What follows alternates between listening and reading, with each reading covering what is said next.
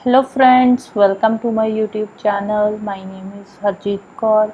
हम कर रहे थे बायो के एमसीक्यूज़, जिसमें हमारा टॉपिक चल रहा है ह्यूमन फिजियोलॉजी। तो अगर आपको इस पर्टिकुलर लेक्चर की पीडीएफ चाहिए तो उसके लिए आप मेरा टेलीग्राम चैनल भी ज्वाइन कर सकते हो, जिसका लिंक आपको नीचे डिस्क्रिप्शन बॉक्स में मिल जाएगा। तो शुरू करते हैं। क्वेश्चन नंबर 61 है, red colour of the blood is due to the presence of. Blood का जो कलर है वो रेड क्यों होता है?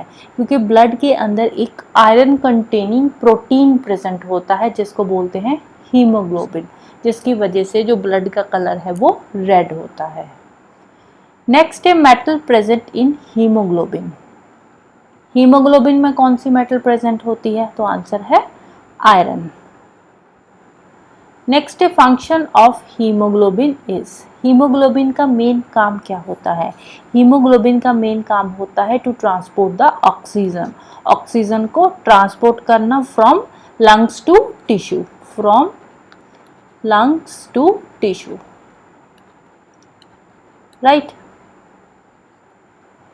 नेक्स्ट है haemoglobin is an important component of. Haemoglobin जो है ये हमारे ब्लड में, जो हमारा ब्लड होता है ना, हमारे ब्लड के अंदर एक तो आरबीसीज होते हैं, दूसरा डब्ल्यूबीसीज होते हैं, तीसरा प्लेटलेट्स होते हैं और चौथा होता है प्लाज्मा। तो ब्लड जो है वो 4 कंपोनेंट्स का बना होता है। कौन कौन से 4 कंपोनेंट्स है? एक तो आरबीसी है, डब्ल्यूबीसी है, प्लेटलेट्स है और चौथा है प्लाज्मा। तो ब्लड मेनली 4 कंपोनेंट्स का बना होता है, जिसमें से जो हीमोग्लोबिन है ये आरबीसी का इंपॉर्टेंट कंपोनेंट है। किसका इंपॉर्टेंट कंपोनेंट है? आरबीसी का, रेड ब्लड कॉर्पसल्स का। नेक्स्ट है blood coagulation is prevented by chemical when it flows through the artery and veins. अब ब्लड फ्लो करता है आर्टरीज में, वेन्स में। आर्टरीज में जो ब्लड होता है वो ऑक्सीजनेटेड ब्लड होता है, मतलब उसमें ऑक्सीजन मिक्स होती है, और वेन्स में जो ब्लड होता है वो डीऑक्सीजनेटेड ब्लड होता है। तो आर्टरीज और वेन्स में जब ब्लड फ्लो होता है तो उस टाइम पे ब्लड की कोआगुलेशन नहीं होती, मतलब वहां पे ब्लड कहीं पे भी जमता नहीं है, कंटिन्यूसली जो ब्लड है वो फ्लो होता रहता है। क्यों ब्लड की कोआगुलेशन नहीं होती? ब्लड क्यों नहीं, वहां पे क्लॉट क्यों नहीं बनते बीच में? इसका रीजन क्या है? क्योंकि ब्लड के अंदर एक केमिकल प्रेजेंट होता है। कौन सा केमिकल प्रेजेंट होता है? तो केमिकल का नाम है हेपारिन। हेपारिन की वजह से जो ब्लड है वो कोआगुलेट नहीं होता जब ब्लड फ्लो करता है through arteries and veins. Next है coagulation of blood do not occur inside human body due to the presence of heparin. Same question है, बस स्टेटमेंट थोड़ी डिफरेंट है। नेक्स्ट है red blood corpuscles is also known as. Red blood corpuscles को और किस नाम से जाना जाता है? तो इनको एरिथ्रोसाइट्स भी बोलते हैं। जो रेड ब्लड कॉर्पसल्स होते हैं इनको एरिथ्रोसाइट्स भी बोला जाता है। नेक्स्ट है antibodies produced in the plasma of blood.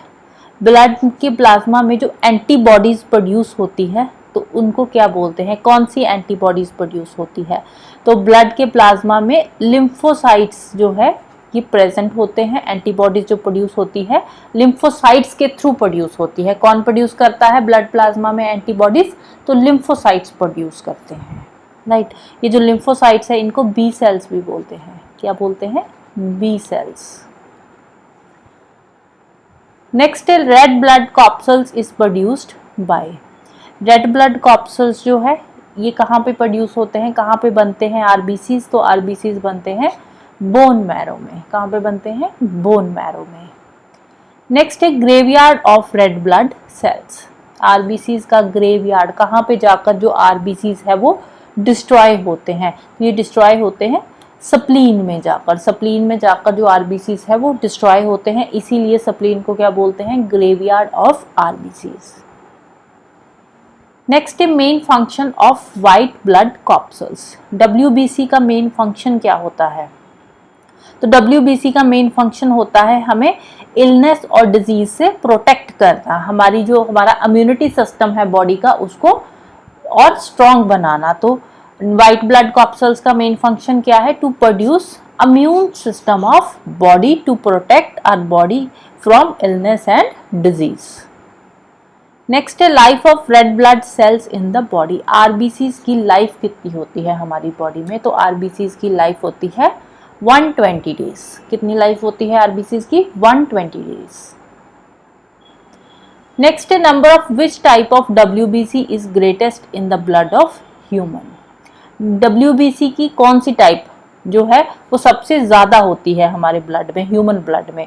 तो डब्ल्यूबीसी की अलग अलग टाइप्स है, जैसे यहाँ पे है मोनोसाइट्स हो गया, सीनोफिल, बेसोफिल, न्यूट्रोफिल एंड लिम्फोसाइट्स। ये मेन डब्ल्यूबीसी के टाइप्स है। अब इसमें ये जो 3 टाइप्स है, एसिनोफिल, बेसोफिल एंड न्यूट्रोफिल्स, इन तीनों को क्या बोलते हैं? इनको बोलते हैं ग्रेन्युलोसाइट्स। ये किस में आ जाता है? ग्रेन्युलोसाइट्स में, ग्रेन्युलोसाइट्स। और ये जो मोनोसाइट्स और लिम्फोसाइट्स है, इनको अग्रेन्युलोसाइट्स भी बोलते हैं, और T cells and B cells भी बोला जाता है। इनको क्या बोलते हैं? T cells and B cells, और अग्रेन्युलोसाइट्स भी इनको बोलते हैं। तो डब्ल्यूबीसी में जो डब्ल्यूबीसी है ये किसमें सबसे ज्यादा डब्ल्यूबीसी प्रेजेंट होते हैं? Which type of WBC is greatest in the blood of human, मतलब कौन से टाइप के डब्ल्यूबीसी सबसे ज्यादा प्रेजेंट होते हैं ब्लड के अंदर? तो आंसर है न्यूट्रोफिल्स। कौन से? न्यूट्रोफिल्स सबसे ज्यादा होते हैं हमारी जो है ब्लड के अंदर। नेक्स्ट है at high altitude RBC of human blood will. High altitude पे जाकर, हाई ऑल्टीट्यूड आएगा, हाई ऑल्टीट्यूड पे जाकर जो आरबीसी होते हैं वो इंक्रीज होते हैं या डिक्रीज होते हैं? तो हाई ऑल्टीट्यूड पे जाकर जो आरबीसी का नंबर है वो इंक्रीज हो जाता है। क्यों? क्योंकि जैसे ही हम हाई ऑल्टीट्यूड पे जाते हैं तो एयर थिन होती जाती है। एयर थिन होती है तो ऑक्सीजन भी थोड़ी कम होती है, कंपैरेटिवली जो ऑक्सीजन है वो कम हो जाती है, जिसकी वजह से कौन सी कंडीशन बनती है? Relative hypoxia. कौन सी कंडीशन बनती है? Relative hypoxia. रिलेटिव हाइपोक्सिया क्या होता है? जब ऑक्सीजन कम हो कंपैरेटिवली, तो उसको बोलते हैं रिलेटिव हाइपोक्सिया। तो इस केस में क्या होता है? रिलेटिव हाइपोक्सिया के केस में जो नंबर होता है आरबीसी का वो इंक्रीज हो जाता है, right. Next, when a foreign body enter into blood circulatory system, enter into blood circulatory system the reaction is started by। जब कोई भी फॉरेन बॉडी हमारी सर्कुलेटरी सिस्टम में एंटर करती है, राइट, ह्यूमन बॉडी के अंदर बाहर से कोई भी जैसे किसी भी तरह की कोई इन्फेक्शन एंटर करती है, तो उस टाइम पे हमारी बॉडी का जो रिएक्शन होता है, सर्कुलेटरी सिस्टम के अंदर कोई भी फॉरेन बॉडी एंटर करती है तो जो रिएक्शन सबसे पहले स्टार्ट होता है वो कहाँ से स्टार्ट होता है रिएक्शन? तो वो सबसे पहले उस फॉरेन बॉडी के अगेंस्ट रिएक्शन शुरू करते हैं हमारे डब्ल्यूबीसी, व्हाइट ब्लड सेल्स, क्योंकि व्हाइट ब्लड सेल्स हमें प्रोटेक्ट करते हैं against illness and disease, right. तो इम्यूनिटी प्रोड्यूस करेंगे, तो इसीलिए सबसे पहला जो रिएक्शन शुरू होता है वो व्हाइट ब्लड सेल्स का रिएक्शन शुरू होता है जैसे ही कोई फॉरेन बॉडी हमारे ब्लड सर्कुलेटरी सिस्टम में एंटर करती है। नेक्स्ट है invention of blood group is done by. Blood groups किसने इन्वेंट करे थे? तो ब्लड ग्रुप्स की इन्वेंशन करी थी लैंडस्टीनर ने। ब्लड ग्रुप्स की इन्वेंशन किसने करी थी? लैंडस्टीनर ने करी थी। नेक्स्ट है blood group which have no antibodies. कौन सा ब्लड ग्रुप है जिसमें कोई भी एंटीबॉडीज प्रेजेंट नहीं होती? तो आंसर क्या आ जाएगा? तो आंसर आ जाएगा ए बी। अब जो ए बी होता है ना, ए बी में एंटीजन ए भी प्रेजेंट होता है, एंटीजन बी भी प्रेजेंट होता है, लेकिन इसमें कोई भी एंटीबॉडीज प्रेजेंट नहीं होती। अब यूजुअली क्या होता है, जैसे ब्लड ग्रुप ए है तो ब्लड ग्रुप ए के अंदर एंटीजन कौन सा होगा? तो इसमें एंटीजन ए प्रेजेंट होगा और एंटीबॉडी बी होगी। एंटीबॉडी कौन सी होगी? बी होगी। एंटीजन ए होगा, एंटीबॉडी बी होगी। तो अगर ब्लड ग्रुप ए बी है तो इसमें एंटीजन ए भी होगा और एंटीजन बी प्रेजेंट होगा, लेकिन एंटीबॉडी कोई भी प्रेजेंट नहीं होगी। Same goes with O blood group. Next question इसी से रिलेटेड है, blood group of which type have both antibodies. कौन से ब्लड ग्रुप में दोनों एंटीबॉडीज प्रेजेंट होती है? तो आंसर आ जाएगा ओ। तो ओ में एंटीबॉडी ए भी प्रेजेंट होती है और एंटीबॉडी बी भी प्रेजेंट होती है, लेकिन इसमें कोई भी एंटीजन प्रेजेंट नहीं होता, राइट। ब्लड ग्रुप ओ के अंदर no antigen present, no antigen, right. इसमें कोई भी एंटीजन नहीं होता ब्लड ग्रुप ओ के अंदर, और ब्लड ग्रुप ए बी के अंदर कोई एंटीबॉडी प्रेजेंट नहीं होती। इस बात को ध्यान में रखना। नेक्स्ट है blood group which have no antigen. Same वही क्वेश्चन है 78 जैसा ही, बस स्टेटमेंट चेंज करती है। तो जो ब्लड ग्रुप ओ है, ओ के अंदर कोई भी एंटीजन प्रेजेंट नहीं होता, एंटीबॉडी ए और एंटीबॉडी बी प्रेजेंट होती है।